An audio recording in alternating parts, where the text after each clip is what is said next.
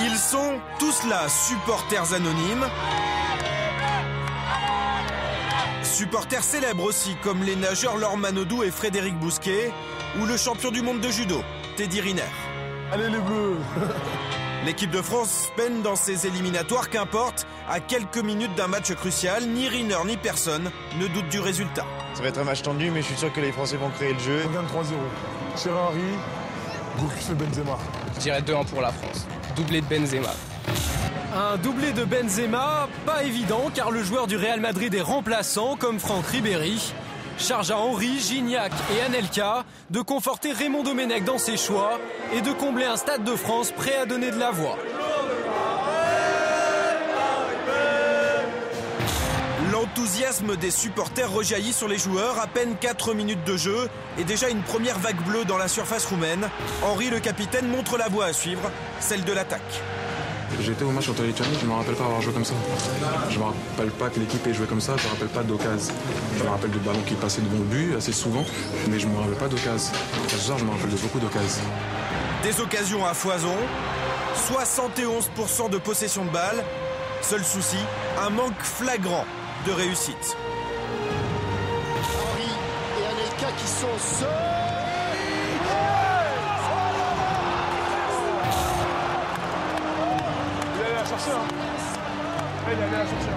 Teddy Riner a trouvé le coupable, Coman. Le gardien roumain empêche les Français de concrétiser leur meilleure entame de match depuis de nombreux mois. Raymond Domenech demande beaucoup de mouvements à ses attaquants. Message reçu en cette première période. À la mi-temps, la France mérite de mener. Faut qu'il le mette au fond. Mais aurait très bien pu se faire surprendre sur ce déboulé de Marica. Le Roumain va plus vite que Julien Escudé. Il sert Sourdou, dont la frappe frôle le poteau d'Hugo Lloris. Pas de but à la pause, mais des raisons d'espérer côté français. Ça faisait un petit moment qu'on n'avait pas réussi à trouver des enchaînements de cette qualité, avec la disponibilité pour le porteur de balle, du mouvement, du jeu à une, deux touches de balle, des jeux sur les côtés, des décalages sur les côtés avec des centres. Franchement, on mérite de gagner, de se qualifier par Coupe du Monde. Des espoirs exaucés 2 minutes après le début de la seconde période. Corner de Yoann Gourcuff, repris par Thierry Henry.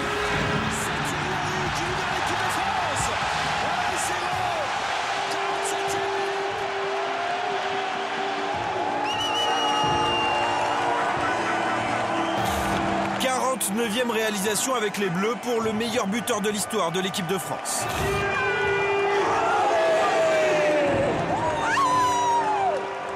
Du spectacle, un but. L'ambiance s'en ressent.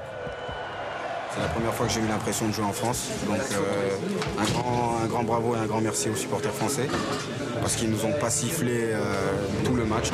Tout va pour le mieux, sauf que moins de 10 minutes plus tard, un centre roumain gâche la fête. But contre son camp de Julien Escudé.